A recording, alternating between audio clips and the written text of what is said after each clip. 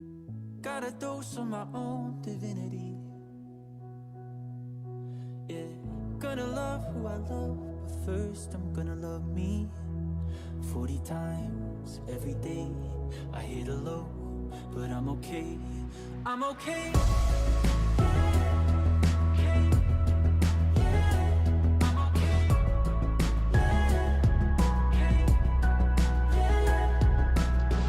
Woke up in a white room, didn't expect to.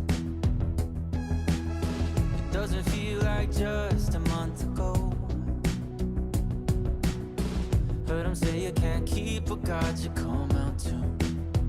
But when I'm alone, it's harder to let that notion go.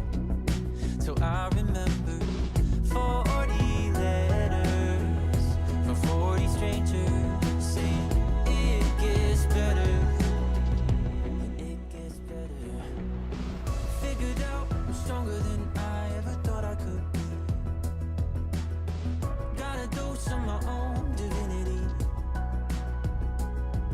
Yeah, gonna love who I love, but first I'm gonna love me. 40 times every day I hit a low, but I'm okay, I'm okay. Yeah, and you can't hang your banner. I'm gonna raise my flag, and we can dance under every color, under every color. 40 times every day I hit a low, but I'm okay, I'm okay.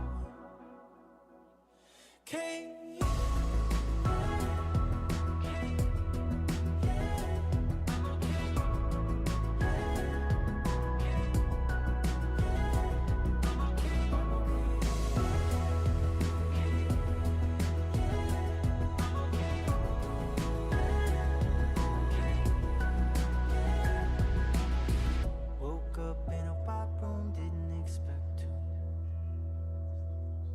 Doesn't feel like just a year ago.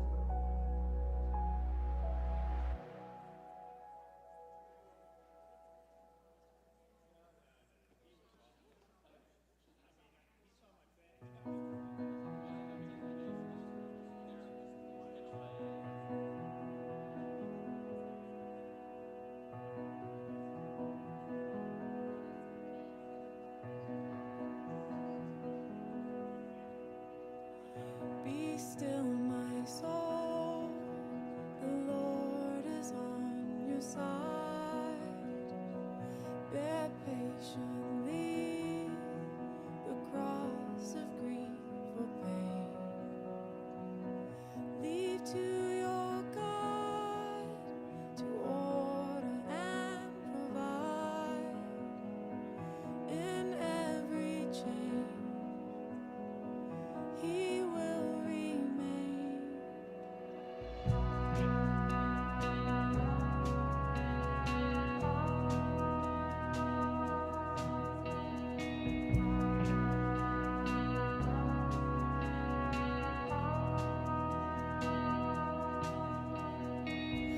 Be still, my soul.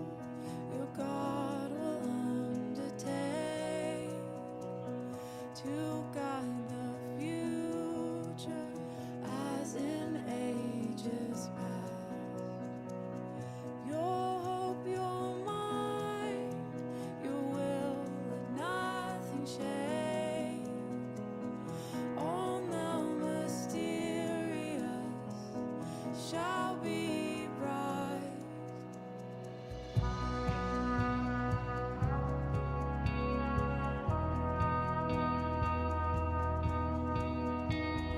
Be still, my soul. The hour is hastening on, when we shall be forever with the Lord. When disobedience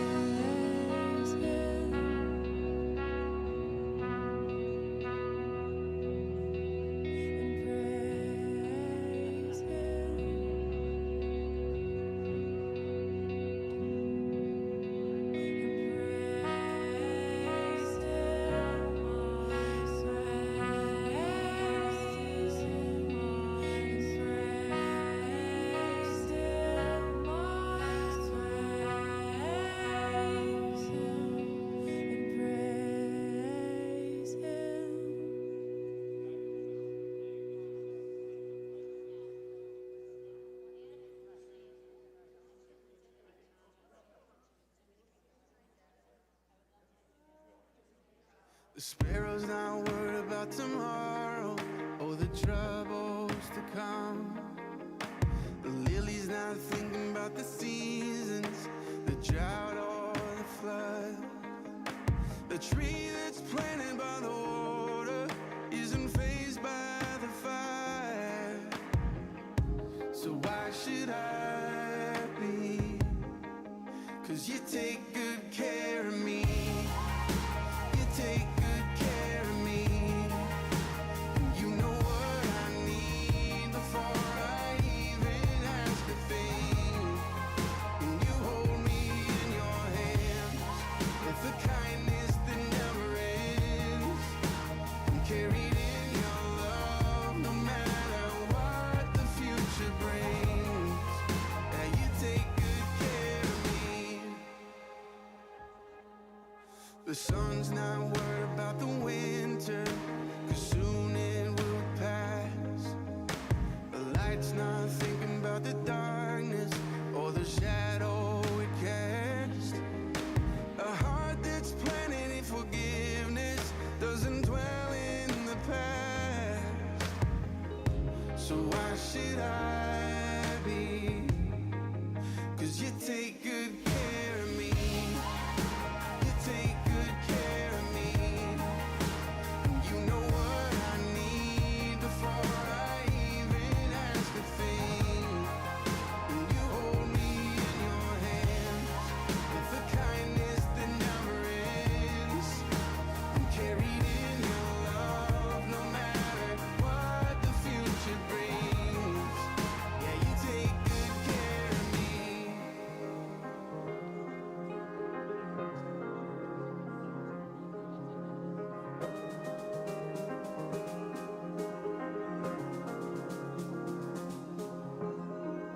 I know there must be more, but I can't get past your kindness.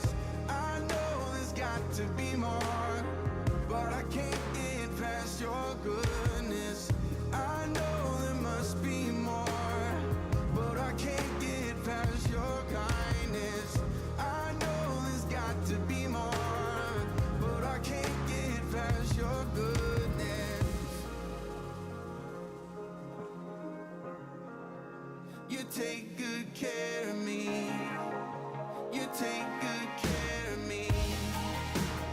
You know what I need before I even ask a thing. You hold me in your hands with a kindness that never ends. I'm carried in your love no matter what the future brings. Oh, you take good care of me.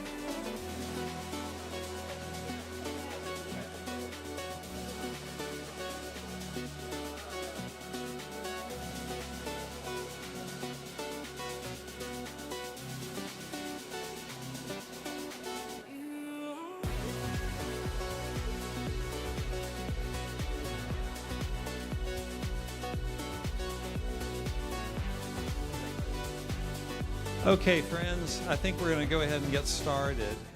Welcome to this town hall to talk about sort of what's next for Floris, what's going on. That's what we're here to talk about. We'll tell you a little bit about last week. There's an agenda that is the next slide, and you're going to see Doug Horner, who's our church council chair, is going to stand up in just a moment, and then I'll talk to you. This is so funny. I have a new title, which I'm not comfortable with yet. So I'm far less comfortable with you all seeing it than with me having it, I'll tell you. But we'll talk about that. The pastoral transition, Jim Anderson's the chair of your staff parish relations committee right now. And so he'll talk about that aspect of things. We're going to ask Barbara to come up and speak in this interim lead pastor role. Robin Sparks will talk about leadership and transition, and then we'll have a closing prayer. So, and there's probably some things that are going to happen that we don't have up there, but don't worry about that. There's a big traffic jam tonight on 28 and the toll road, and apparently it's bad out there. So if you see people coming in a little bit late, like welcome them into your pew. They've had a hard time getting here, and they'd really appreciate. I believe we've got folks that are on live stream. Danny, is that? Yes, we've got folks that are on live stream. I want to welcome you all into this space and just tell you how glad we are that you're here. We're going to have a way for you to ask questions, and it's going to be a text phone number. And if you use that phone number and text questions, we've got Pam Borland sitting on the front row. She's going to be able to call those questions out and in the Q&A section. So we've got a lot to do this evening and want to keep it to a reasonable amount of time.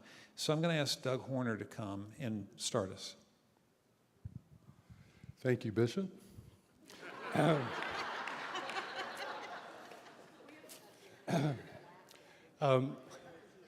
Let's open with the word of prayer if we can. Holy God, thank you for this community of faith. Thank you for the blessing to be the hands and feet of Jesus Christ here, now, at this time and place, and in the days ahead. We ask for the Holy Spirit to move among us in this time of transition as we look forward to what we may do for you and with you in the days, months, and years ahead. Amen.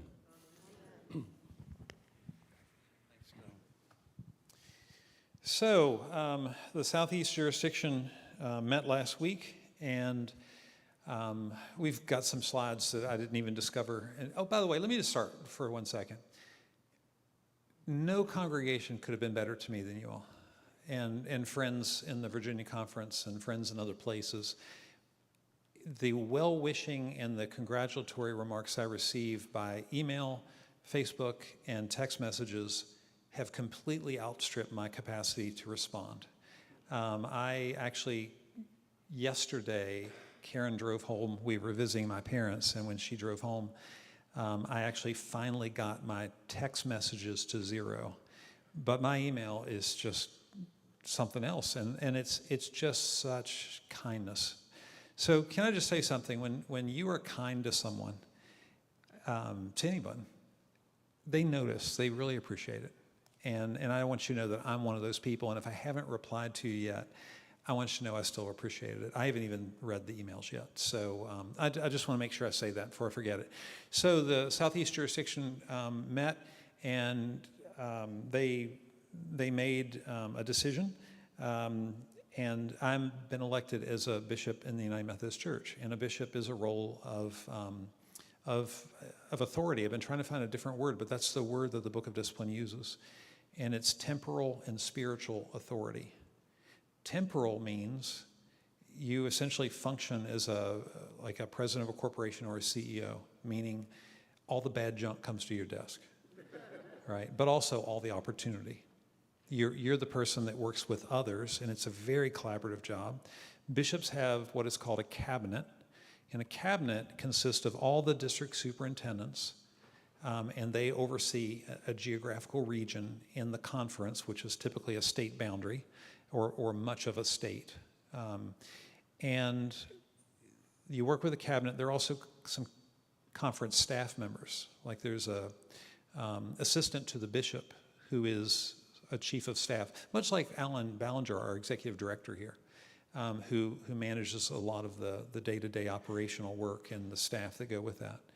But then the bishop also has spiritual authority, and that's a teaching post. And what they tend to look for are people who communicate well and people who like to teach and like to encourage and like to help pastors and laity think about how do we live the Christian life.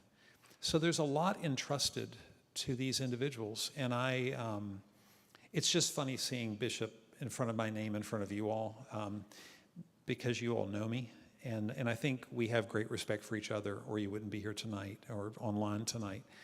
But at the same time, it just feels like my brother, he's like, when do you get the hat? And I was like, what hat? And he goes, the big bishop hat. And I said, I checked, there's no hat. And he goes, are you kidding me? He said, so you get all the other stuff, but you don't get a hat? He said, I was kind of hoping you could get me a hat. And I said, no hat. He goes, oh, there's a hat somewhere, trust me. So I look forward to the hat. But the point is, it feels like a hat, but you understand the nature of the job. It's very humbling to be elected. Can you go to the next slide? And go to the next slide. And so I was elected on the 4th ballot. The 2nd ballot was invalid.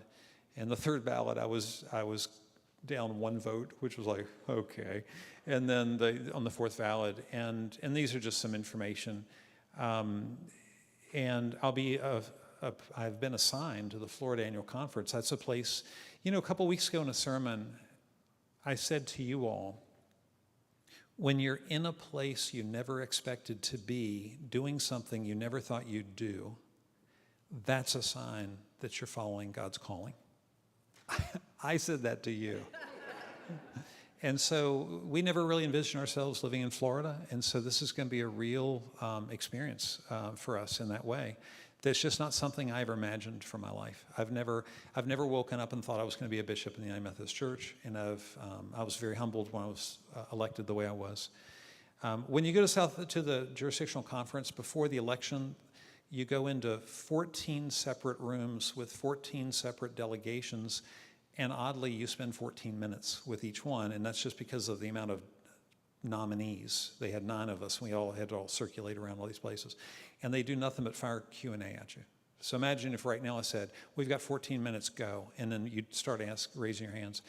And but it was a really good opportunity to tell people some basic things about me and what I believe in. But my favorite comment in those rooms was the last room, and it was the North Alabama delegation. And this guy was sitting on the back row, and he raised his hand. He said, yeah, I got a question. I said, what? He goes, why now? He said, because this guy in North Alabama, he goes, because you serve Floris United Methodist Church, and in my book, this is a demotion. You hear what he's saying about you? Seriously, that's not an insult, friends. He's saying something about you. He's from North Alabama. I don't know how often you think about North Alabama. I don't think about it too often. So the fact that he has heard of you, and he's like, "This, why are you doing this?" And I told him about the Wesley Covenant prayer, and I said, we pray this prayer, and it says, put me to doing, or put me or lay me aside, figure it out, Lord. And I said, so I'm in that space right now. And he liked that answer. He thought that was good. But what I wanted you to hear is what people think about you all. So anyway, that's that. Next slide, please. There are some moves. I'm going to go to Florida. Our current bishop, whose name is Sharma Lewis, she's going to Mississippi. And the current bishop of North Georgia in January 1st will become the bishop of Virginia. Her name is Sue Halbert Johnson. And so those are some moves that are going to be important. Karen is here. My wife Karen is right here. She's raising her hand and joyfully raising her hand. And so she's going to be heading to Florida as well, as it turns out. So let me just share a couple of other things, and I'm not sure how the slides will match up on this, but I wanted you to know I feel great about Barbara Miner becoming the She will become the acting lead pastor at Floris on December the 1st. Yeah. And there are a couple of reasons I feel great about that. She's been here for the entire time I've been here. She started as a very part-time children's director and has grown in her roles, became a local pastor, and then entered into full-time as an associate pastor, and has stayed here for that time and knows you as well as any pastor on our staff. She knows the church. We were talking just a little while ago, and her phone rang. It was a member of the church who had a prayer concern, and I just thought, that's just perfect. Like that's perfect. That, people routinely call her. They're not calling her because she's going to be stepping in this role. That's just already in place. I was really grateful when the superintendent and I were talking about this, and the superintendent said, I'm thinking this interim should be Barbara. What do you think? And I said, that's exactly what I'm thinking. She called the bishop, and when she said to Bishop Lewis, hey, Barbara, what do you think? And the bishop was like, yes. So we were all synchronized around all that. So anyway, I just want you to know I feel great about that. She also works with Wesley Seminary as a coach, and her coaching has been, y'all remember Mark Rader, who's our last executive director? Mark's at a church in West Virginia, and that church is working on a program through a Lilly grant. The Lilly Company, did y'all know this? Lilly Company gives away tons of money, and part of it they have to give it to Methodist churches, which is pretty exciting. And it's they work through Wesley Seminary, and Wesley as coaches working with congregations. Barbara is working as a coach with Mark Rader's congregation, just totally coincidental. But she studies congregational dynamics and helps people think about the next steps, and she asks a lot of great questions. Coaches don't tell you what to do, they just ask the right questions. But her look into other churches has expanded her thinking about church itself, and you can imagine how helpful that's going to be to us in the next 6 months. Hopefully, if all goes well, we'll receive, Jim Anderson will talk about this. I don't have to do all that. But I'm trying to stay in my lane, which is not easy for me. But I want you to know about my real high confidence in Barbara being in this role. Leaving here is hard. I mean, it's going to be really hard. I was serving communion right up here at 9 o'clock, and I don't know, I can't remember where it started, but I am emotionally undependable right now, is what I've found. Like I don't even, like all of a sudden it's just there. And I'm just realizing I'm starting to feel really sad about leaving here. And it's great to say I'm going to follow this calling and it's all good. The truth is, this has been home for a very long time. And this has been like just the faces that I'm looking at right now. I can't see the ones online, but I can see the ones in the room. You're just important to me. And so, as you can imagine, having confidence about who's in the role I've been in is really big for me. And you're going to hear more about that in a little while that I won't take away. Once you know, in November and December, like I spent this afternoon in meetings, and one of those meetings was with the person who will be the assistant to the bishop in Florida. He is that now. One of the nice things about going to the Florida conference, which is, by the way, I had no voice in that, there's a group called the Committee on Episcopacy. I've served in that role for 14 years. They make the assignments of where the bishops go. And I would like to be angry at the outcome in some form or fashion and to talk about how unfair something is, but I really can't because I help create the process. And that's really terrible, because you want to find something, but this is a great thing. And one of the great things about it is that the assistant to the bishop in Florida is a friend of mine, somebody I've worked with on Commission Way Forward. I know members of their cabinet already and have relationships with one or two of them. And I know some of their clergy. And so there's just some great things about this. In November and in December, I'm going to be both serving here, especially in November, but I'm also going to be already in transition. Like that meeting started today. And I'm going to be lining up a calendar and figuring out the work. And I've got to learn. My learning curve is a 90-degree one. I've got to learn how they make appointments, how the pastors get appointed to churches, because that work, typically bishops are elected in July and transition in September. And then they've got September, October, November, December to learn, because appointments start in January. I was just elected in November. Appointments will start in January. So there's a very short window here for me to learn a lot. And the great thing is, I like, on that Strength Finders we all did as a congregation, learner is one of my key strengths. So that's going to be good. I'll be really interested. Karen will tell you, I really love things that I've got to figure out. And so that'll be great. But in November, you're going to find me living in two roles. And in December, we also have this thing called Thanksgiving in November, and then Christmas. And I don't know if you remember that. But the point is, I will be, probably by December 4th, any kind of a sort of a farewell sermon. We're going to try to do that in November, maybe December at the latest. But then in December, we're going to do Advent and Christmas.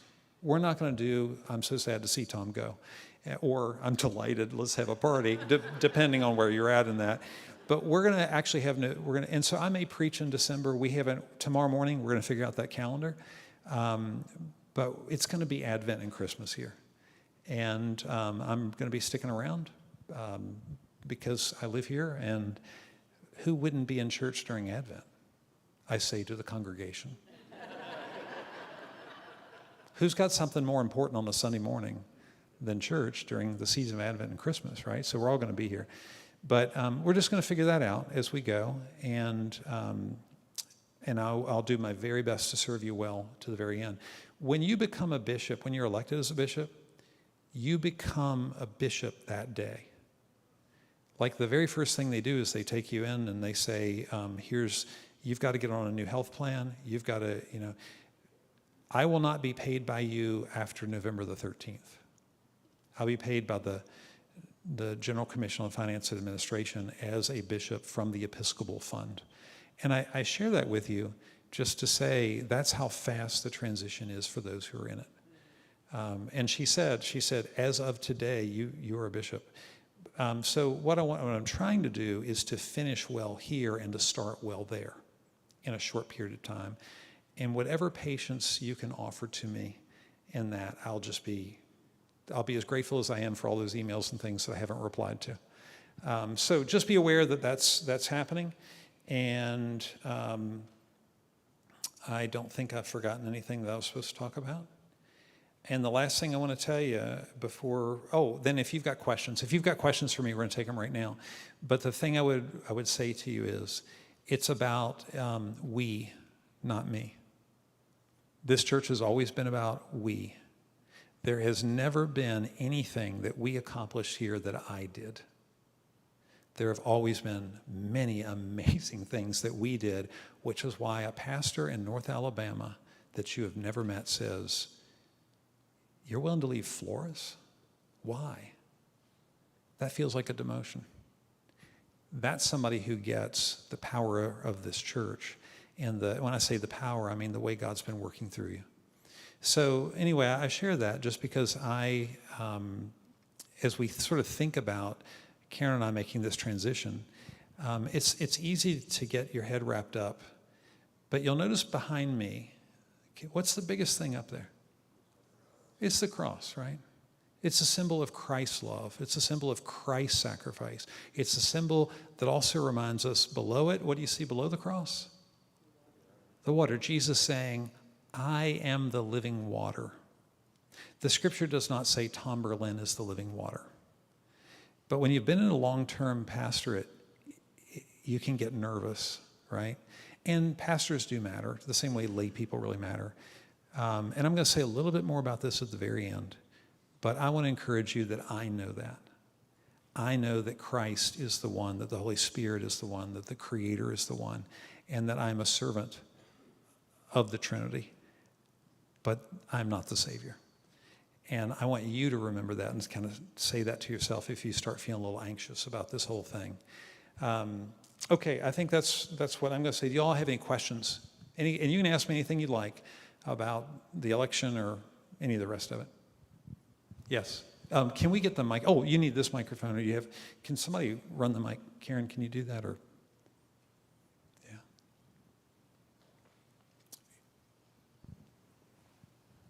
I was thinking about this a little bit, that we don't know anything. I wouldn't make that assumption. I don't know much. Hold your mic. When it's uncomfortable, you're in the right place. Hold it to your mouth like this. Oh. So there you go. There we go. Okay. An organizational chart. Most of us don't see it. We could if we wanted to. We just don't think about it. And if there's somebody, you or some of the speakers, kind of give us a brief rundown. If somebody asked you to write an organizational chart, I can do better chart than for that. the church. Yeah, I can even do better. If you're a pastor here at Floris, would you stand up? I'm not going in terms of ascendancy of the org chart. I'm showing you different offices. This is Barbara Miner, you know. She'll become the acting lead pastor on December the 1st. Jake McLaughlin serves our Restoration Loudon campus. The Parks, Daniel Parks, serves as the lead over at the Restoration Reston campus of our church. And his spouse, Isaiah Park, Reverend Isaiah Park, splits her time, and she's going to be doing more splitting of time in December and January and February and March and April. And everybody knows that. Isaiah knows that.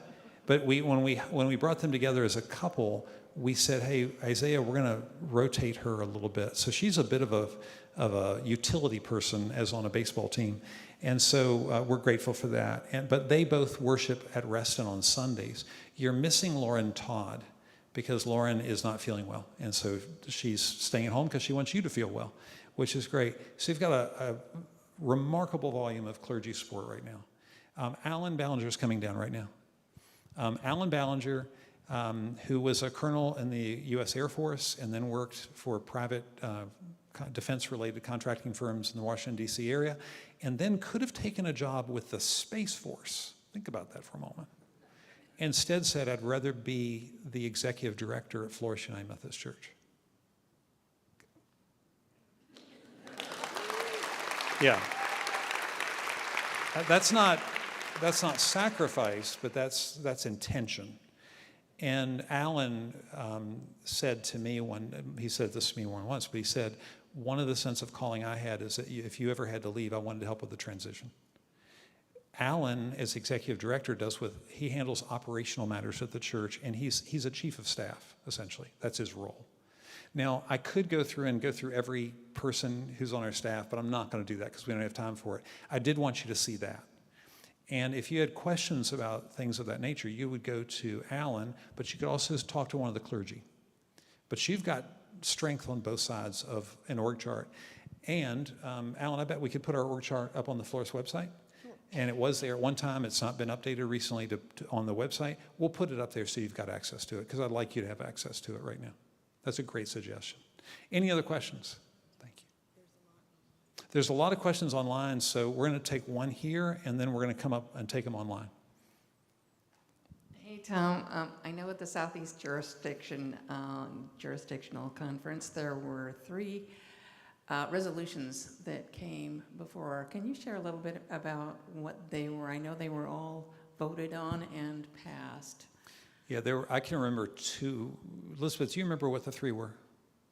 One was integrity, and one was from the LGBT compelling right. There are 2 issues that came before first, the Southeast Jurisdictional Delegates wanted to say, do we affirm LGBTQ persons?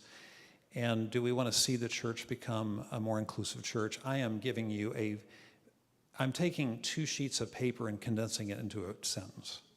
So obviously I'm not going to capture it all. And they voted yes, we did. Now, they had some language yeah, thank you. They had some language that would have tied the hands of future delegates in ways that they can't, that break the rules. So they had to adjust a couple verbs. But once they made that adjustment, it was fine and it went through. The second concern to the jurisdiction is something called regional conferences. There's going to be legislation coming to the general conference that will be in 2024, and it's brought to us by members of what are called the central conferences, which is places in Africa, Europe, and Asia. And they have said, rather than having jurisdictional conferences in the US and central conferences abroad, which is sort of an old thing that's tied to a long history that I'm not going to go into tonight, why don't we just have regional conferences everywhere, and let's put everybody on the same footing, number one. And number two, Africa has a certain set of issues. Let's let Africans meet and deal with those issues. In the US, you all have got a set of issues, and quite frankly, at General Conference, all we deal with is your issues, and we're just tired of it. In Europe, in the Philippines, we get regional. Let's call everything the same thing, and let's deal with it in that way. And that legislation is going to require 2/3 support because it changes our Constitution. And it's going to be 2/3 at General Conference, and then 2/3 of all annual conference delegates combined have to validate it. Now, the reason this is important is that's a huge change to the structure of our denomination, but it would open the door in the United States to make certain changes that people in Africa don't want to change, and even the Philippines. And one of those is over inclusion. And so it's not that everything's about inclusion, but it's that that's a piece of it. Well, they brought that resolution to the jurisdiction to test it, because those are the delegates who are going to General Conference. Unless there's a long story, but the point is, they passed that. And because they passed it, it sends a signal to the central conferences, hey, folks in the US are accepting that. And those same resolutions came to other jurisdictions and were also passed by many. Yeah. So let's take a couple online ones. Okay, I'm trying to group them. We had quite a few people wanting to know, where are you going to live in Florida? That's a great question. We're going to be living in Lakeland, Florida, which I've been to one time. That's an hour from Orlando. You may have heard of Orlando, Florida. And it's an hour from Tampa. It's in the center of the state in those two places, between those two places. And I've been there once, and I really know absolutely nothing about it, which is the exciting part of being a United Methodist pastor. It's like being in the military, where they just say, you're going to go here. And I know you're looking forward to that. And you say, yes, I am. We had several about preaching.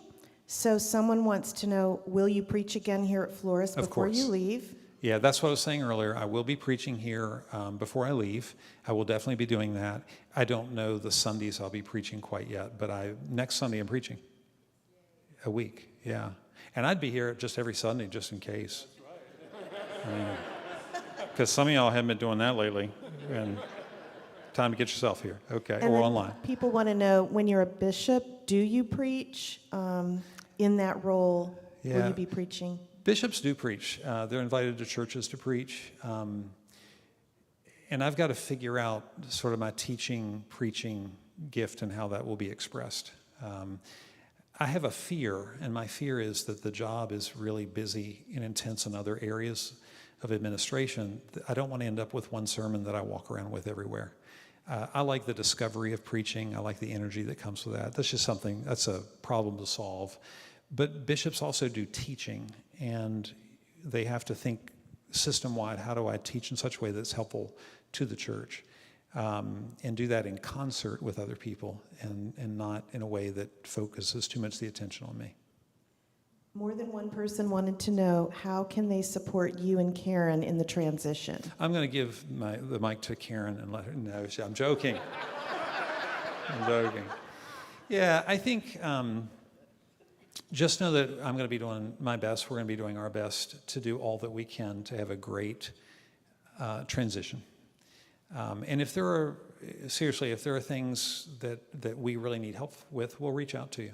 We really will. Now, I'm better at that than my wife is, I'll just tell you. I will tell you a plan that we have that I've talked to others and we're going to do. I'm going to be moving in January because I have to be there like January 1st or 2nd. That's probably the 2nd. I don't really trust the 1st being a holiday.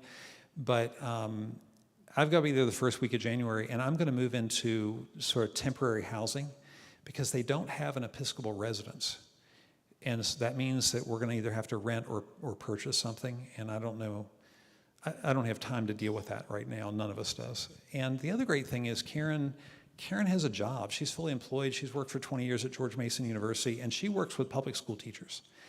And she doesn't want to create a disruption in her work that's unfair to her employer or to those she serves. And so she's going to stay.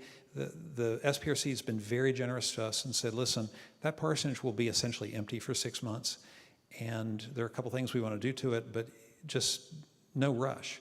So I think what we're going to do is she's going to stay here in January and live in the parsonage. And then that way we can move our furniture later if I can locate a home, right? And we'd just rather do this in one shot rather than storage and then, all that. So that's actually something you're doing that's a huge help to us. And just knowing that the hospitality and the openness of that's a real relief for us. We just worked that out yesterday.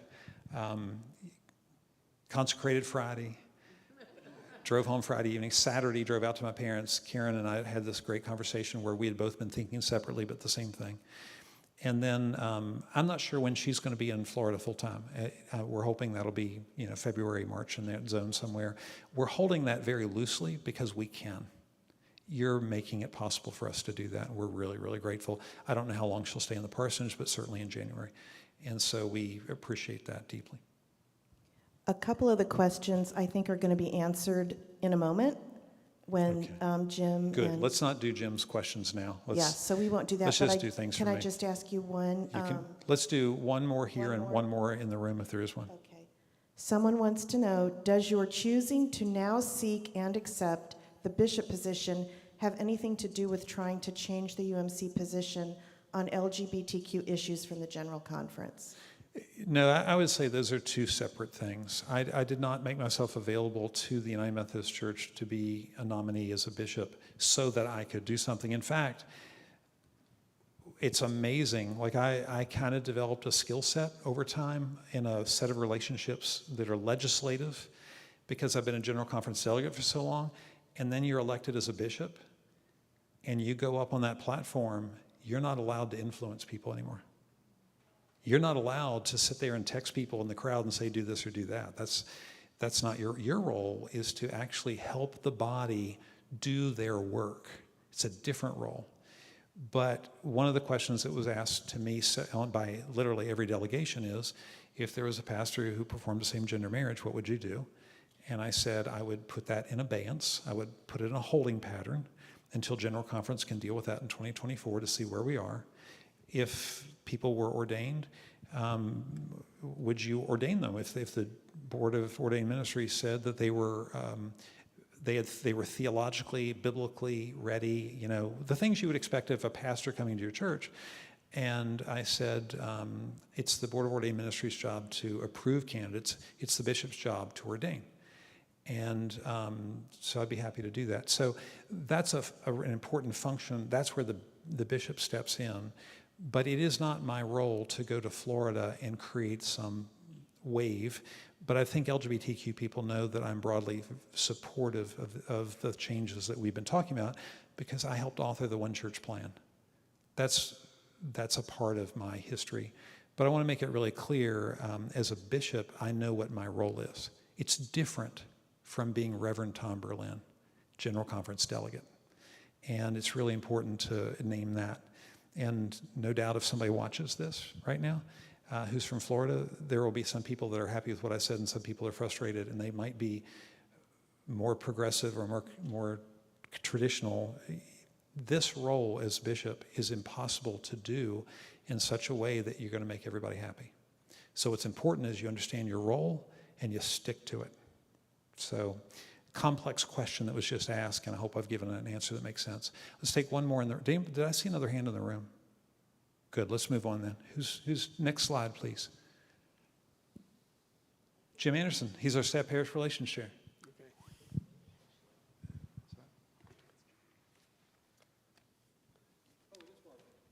Yeah, it's Barbara. You're not in the slide deck, but you're all in the form. Yeah, so the next thing that we had planned in one document but not the other is we just wanted Barbara to come up and talk a little bit about what this is like for her. I'm taking over already. That's so good. It's so funny. No, I did have a few things I wanted to say. People have been saying, how are you feeling? how are you feeling? And I'm like, it depends which hour you ask me. Because Karen Heyer, Karen Berlin definitely was there, but Karen Heyer, Pam Borland, and I drove down to Lake Junaluska because we didn't really want to be anywhere else, because we wanted to be there and be present and be supportive. And so we were there in the room when the whole thing happened. And the energy and the tension in that room was sky high. Like, I've never experienced anything like that before. And I said later to Tom, I said, this is what you've always talked about. And it was crazy. And then he's elected, and they announce it. And everybody stands up and they cheer, and we stood up and we cheered, and it was great. He talked, and Karen went up stage, and then they go off stage, and we sit down, and we sit there, and we went, oh, we need to leave now. And we did. We walked out, and we cried because it was such a relief, and it's like, and it's real. It's really happening. And I spend a lot of time thinking about that. Oh my gosh, this is really happening, and we've been waiting, and we were excited, and it was all good. So how am I feeling? Partly I'm feeling sad. Tom told you, I came, my family's first Sunday was the Sunday before the Berlins came. And that was just interesting. We were here at Bill Will's last Sunday, and then there were the Berlins, and that was great. And so I've been here for a very long time. Tom has been a mentor, a colleague, a friend. He's the one that said, I think you might want to consider being a pastor. And I did. You know, that was that outward and inward calling. And so we've done a lot together. And it's been great. I have learned so much. It's been so much fun. And so there is a sadness that just washes over me. And I've watched it washing over you too. I've seen it. Communion was hard for a lot of people. And in a wonderful way, it was hard. And I am excited because the Florida Conference, to say nothing of the Greater United Methodist Church, is getting an excellent leader. We have had Tom for 25 plus years, and I wished he would never leave. Selfishly, I was like, I hope he never leaves. This will be great. But when I look at the Greater United Methodist Church and I think, what could he bring to that? The Florida Conference, they've had a hurricane. They have all sorts of other issues going on, and somebody with the quality of leadership that Tom Berlin has is going to be a gift to them.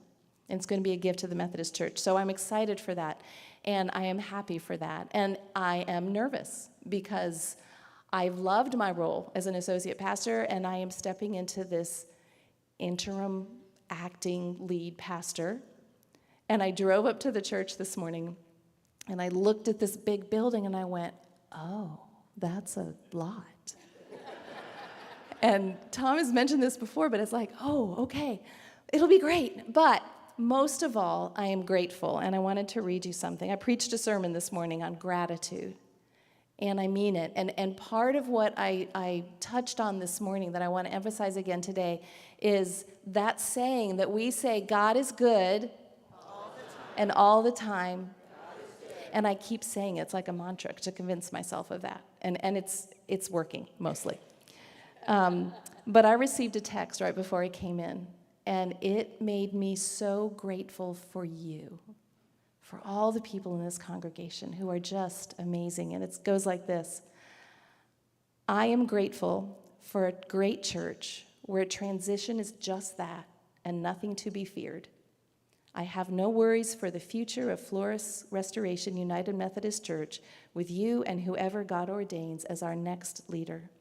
Our church is so much more than our pastors, and it's evident every week. That's you. This is one person speaking for you, and you didn't even know it.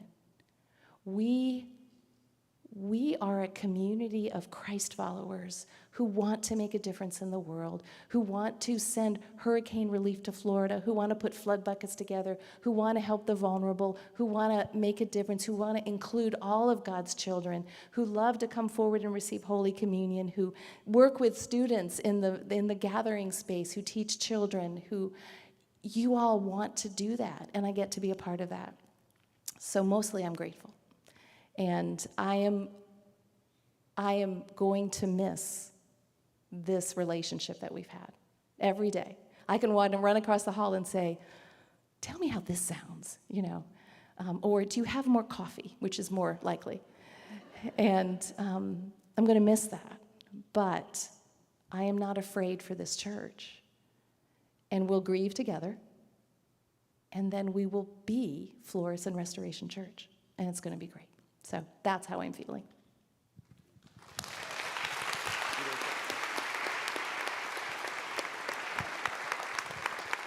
Okay. What she said. I've just learned a really good lesson. Not only is it not a good idea to follow Tom Berlin, it's also not a good idea to follow Tom Berlin and Barbara Miner. I'm Jim Anderson, and I happen to be currently the head of the chairman of the Staff Parish Relations Committee. Tom is also on that committee, and the rest of us are lay people.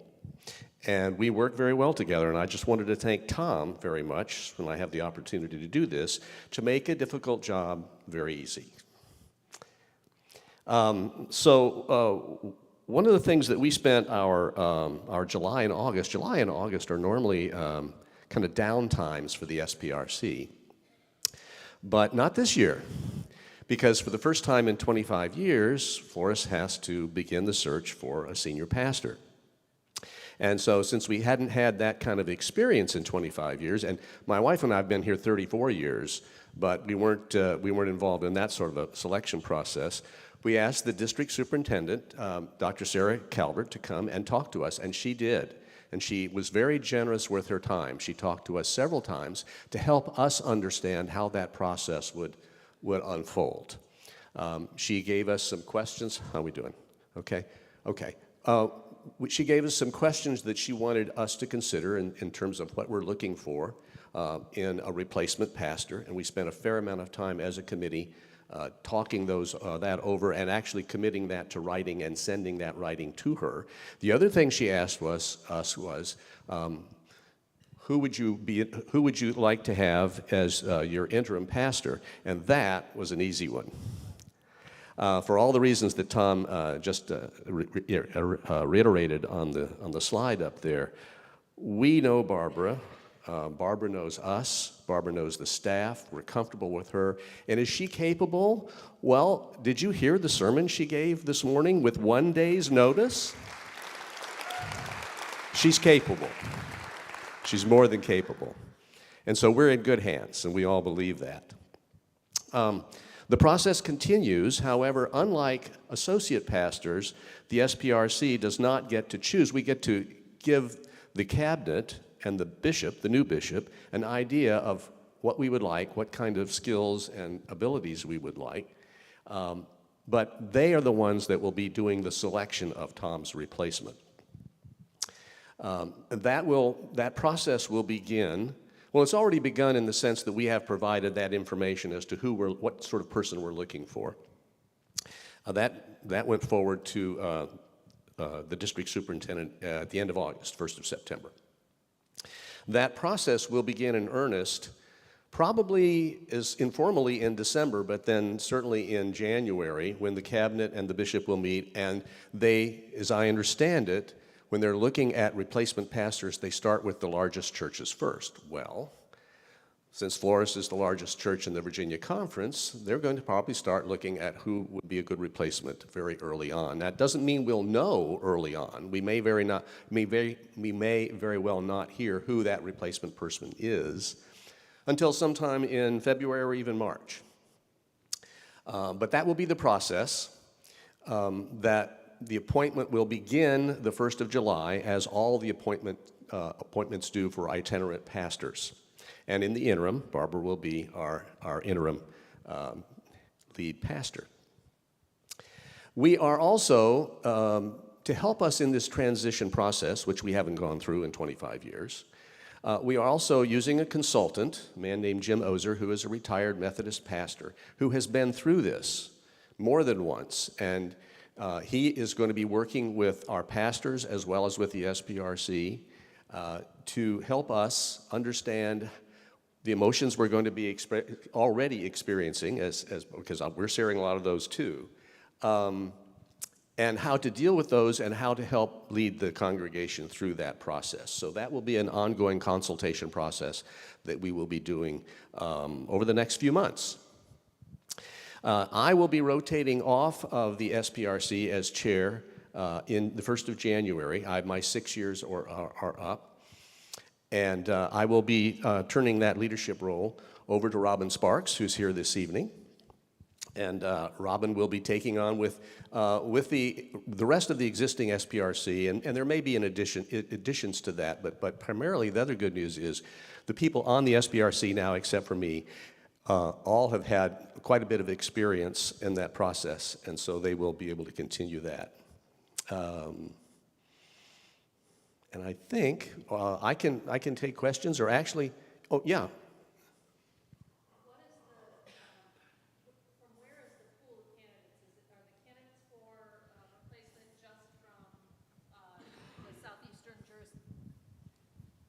Can you hear me better? Yes, thank you. The pool of candidates to replace our lead pastor, do they come from the southeastern jurisdiction, or is it a national pool? Normally, they would come from within the conference. So the Virginia conference would be the initial pool. There is a possibility it could expand beyond that, but that's not something we decide. And at this point, we don't know. One problem my parents' church had when their lead pastor left. Hey, folks, if you use the microphone, those online can hear you. Okay. One problem my parents' church had when their lead pastor left was that the Methodist Church did not allow them to reduce the salary for the incoming pastor. So they ended up with several pastors who were retiring in a couple years, so they kept having pastors rotate out. Do you know if that's going to be part of the decision process, or? That is a conversation, that's a dynamic that does exist, Lynn, and that's a fair comment and question. You're going to have a brand new bishop, Bishop Sue Halbert Johnson, who's coming from North Georgia. The difference between Virginia and North Georgia is that Virginia has a couple of churches of this size. North Georgia has 50 to 75 of this size and larger, like 4 times larger, and significantly larger salaries. And so she's been doing this for 6 straight years, and she's someone I know, and I feel like you're going to be in really good hands. So I feel like I couldn't feel any better about the bishops who's going to be doing the work.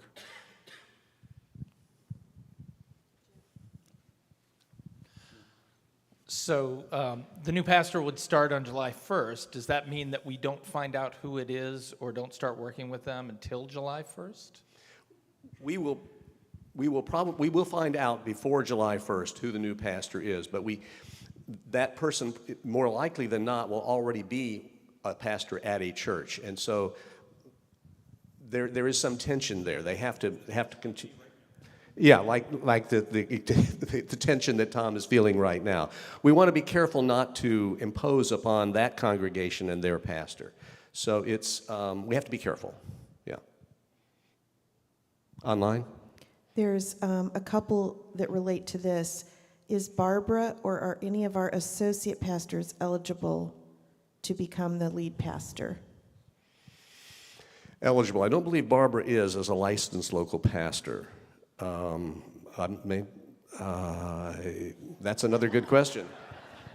Your new bishop and the superintendent and the cabinet will decide that, and there's no way we could answer that with any certainty.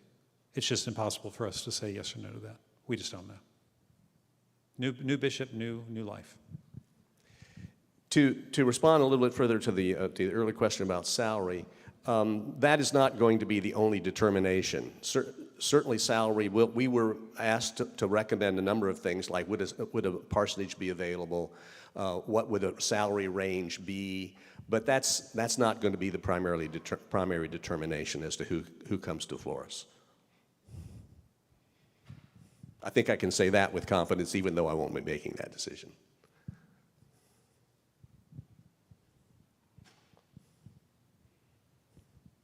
Just in a nutshell, what did you all list for the conference person in terms of what the needs are? What were the characteristics that we listed? Yeah, I knew I should have brought that along. I believe we listed 5. One was being an effective preacher on the pulpit. Another was all other kinds of communication. Tom is a great in the pulpit, but he's a very good communicator. And in a church this size, that's very important. And so other kinds of communication was an issue. Stewardship and fundraising, the ability to do that. It takes a lot of money to run this church. So that was another experience with that. Administrative experience in a slightly larger church. Now, there aren't any other churches our size in Virginia, but that is something, that skill is something that isn't taught in seminary, and it's a skill that Tom has acquired over the years. It would be better if someone came into the job who's already had some of that experience. I'm trying to remember there were 5 of them. Yeah.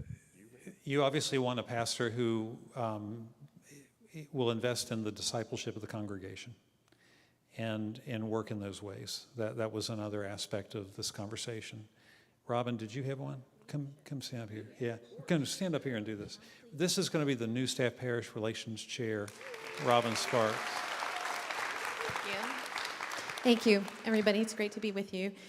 Leadership is what I was piping up with down there, partly because many of you who I know, my day job is as a master certified coach in leadership and well-being, so I spend every day working with leaders and teams how to navigate change, how to navigate complexity.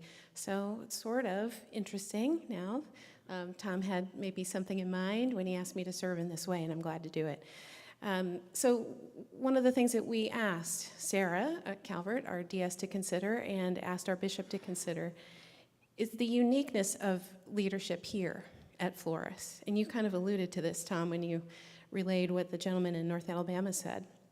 This is not a usual structure. This is a large church with an executive director, very large clergy team, large staff team, and an incredibly well-equipped laity team.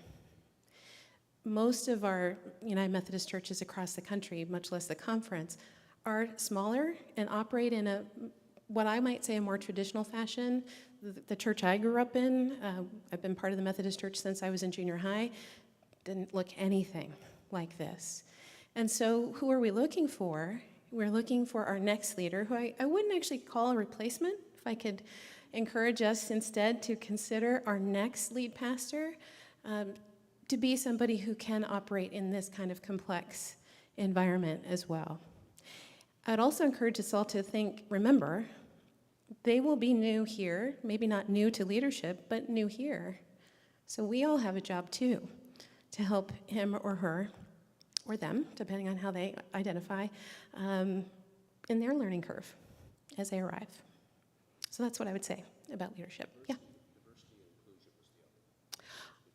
Oh, I think, yeah, Tom already did, but a commitment, certainly, to diversity, equity, inclusion, belonging, social justice. We are unambiguous, I think, about our stance with that. Clearly, we can see that from every sign literally around us, so we wanted to make sure that we were clear about that as well. Okay, thank you.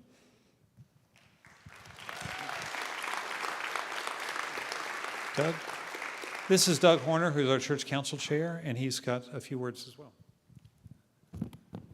Great. I'll just have a few brief remarks. I was asked to touch on the role of the church council.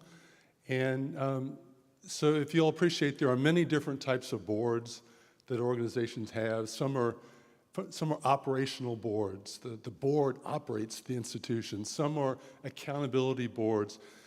The way I like to think about the Floris Church Council is it's a strategic partner with the staff. And that's really how we have seen our role. That's how we live out our role. It is a structured way for the congregation's voice to be heard and different voices on important decisions. It's not the only way, but it is a structural way for that to happen. The council does have certain duties, for example, to, through the work of the Finance Committee, develop and approve the budget for the church, and that's an important responsibility that we will turn to in January. But in terms of the voice of the congregation, things that you're aware of, the work streams we've had on hospitality and volunteerism, on our multi-site strategy, as well as new expressions of church.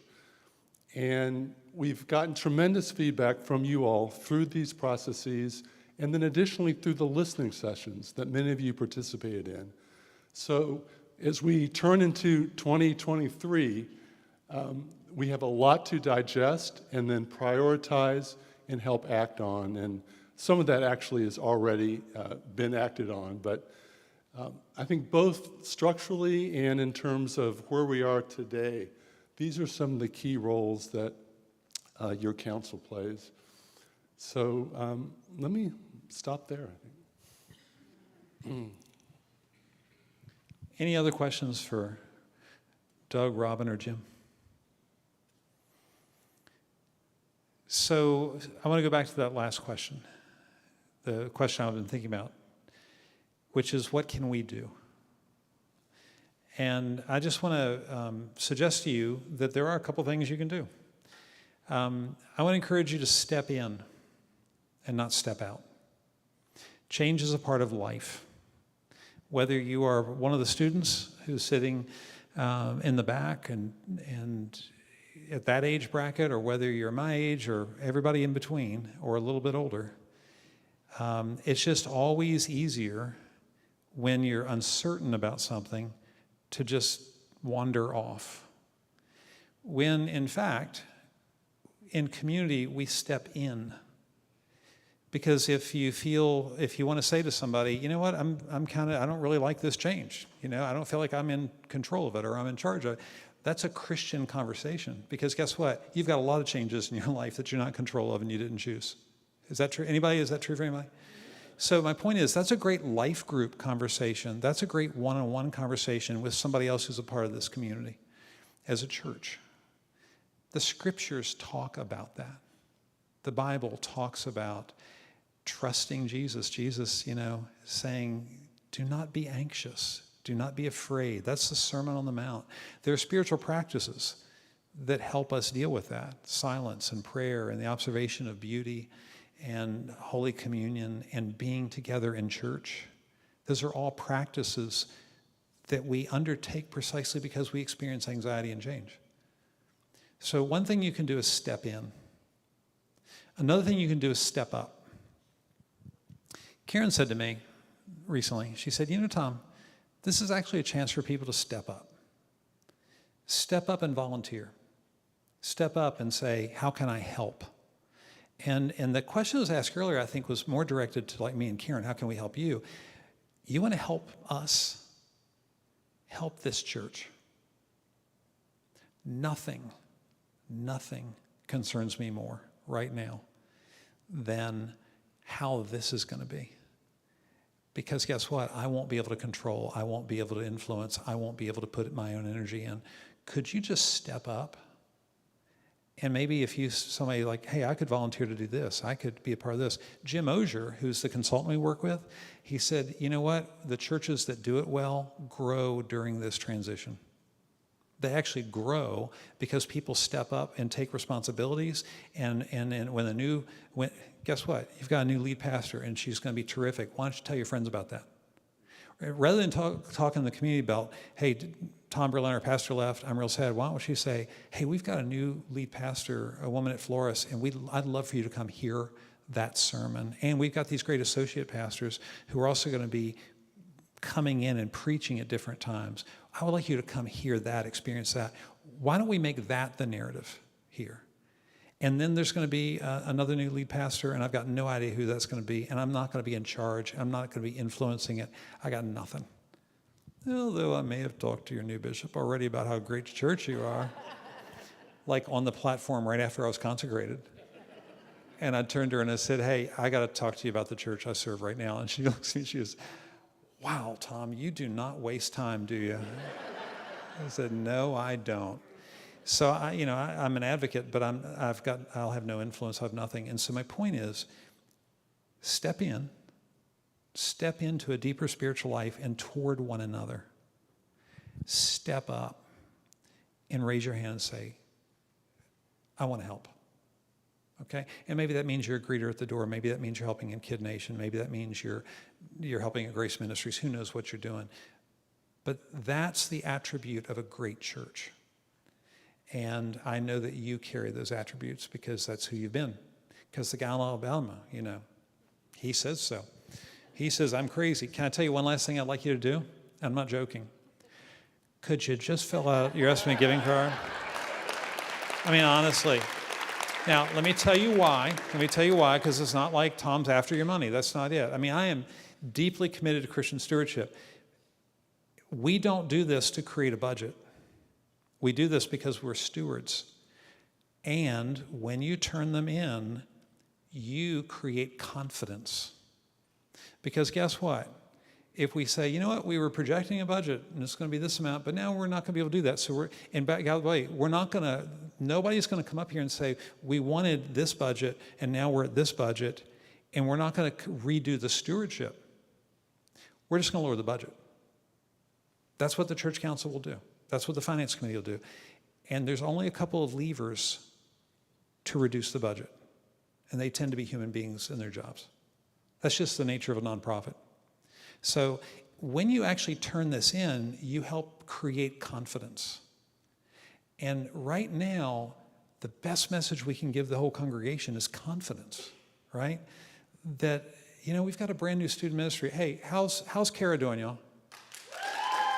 Seriously. She's brand new. You know what? I got a bunch of students down here not doing anything. I'm not asking you to clap. I am asking you a serious question. How's Kara doing?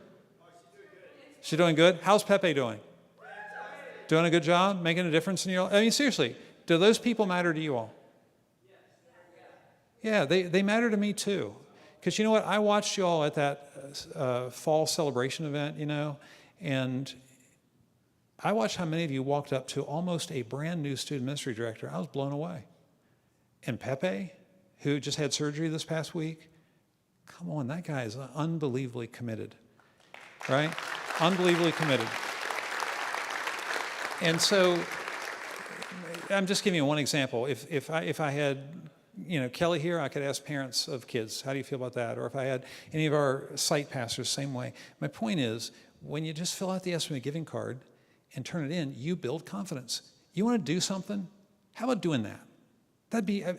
You want to take some concern off my shoulders right now? Because I know we did the campaign really early because I knew all this was coming and I didn't want it to get muddled.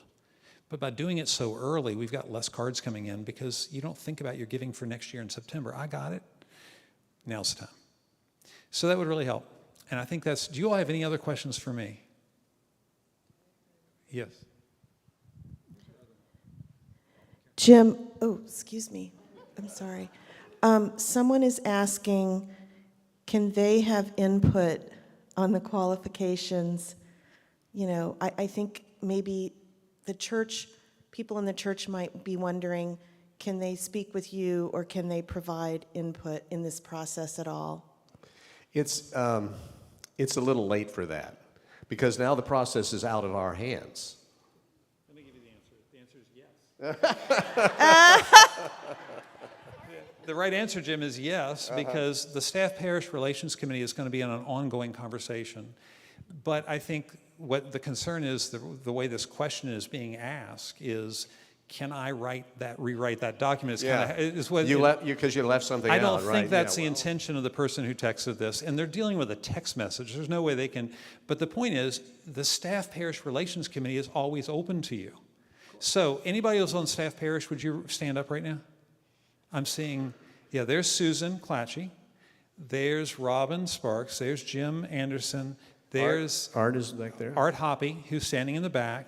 That's about half of us. And Jim, would you give your email address? Do you mind doing that? No, not at all. It's CW Guide.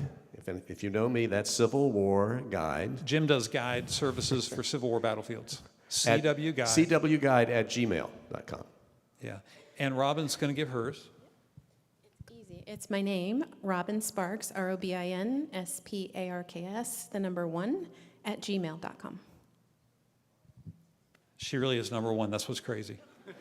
They didn't just make that up. She really is number one, Ravensburg. So, yeah. Anyway, that's how you access that, and absolutely share whatever you'd like to share. And actually, the question I was asked was briefly, and those were kind of the 5 main points that we made. But the document we submitted was several pages long. There's a lot more detail, and I'd be happy to discuss that in more detail with somebody if they'd like to email me. Because they did this clever thing, they could only give 5 points. That was what the superintendent said. So then they gave narrative to every point. You see what they're doing there, And right? an introduction. Yeah. Pam, anything else? All right, I was told that at this time, they're going to talk a little bit about a celebration event. And so I'm out. Karen, if you want to hear about the celebration event, you can stay, but I'm going to leave because I don't know anything about it right now. Oh, you've got it. I got it, yeah, thank you. As you're walking out, Tom, I think I'll just say this one thing. We've been talking about 2006. It's 2006, I was in coach training school, and somebody who used to be a member here, Scott Eblin, some of you may know, was also on faculty where I did my coach training. And I said, hey, I'd really like some experience coaching pastors and being in that world. He's like, I know who you need to talk to. He introduced me to Tom.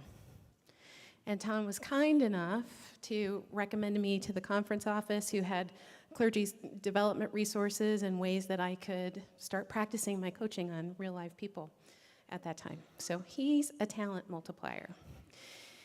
And so it feels kind of full circle then for me to be able to be here and say, so what are we going to do?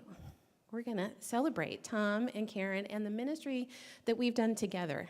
As he said, I've been here at Floris for 10 of those years, not all 25 plus. But we're going to have this time from roughly 2 to 4 on December 4th, some time here in the sanctuary first, and then some time in the fellowship hall. And I'm sure, just like that story I just told you, I have lots of others. Everybody here and everybody online, I'm sure, has other stories too that are coming to mind. Some that have directly, something to do with Tom or Karen, some activity you were involved with here. So that's why we're coming, to celebrate all of that. So please mark your calendars, and please join us then. And I think, unless there's anything else, I think we are done. Oh, do we have time for one more question? Okay, yes. Karen, I'm sorry, could we just wait 1 second for the mic so everyone can hear you?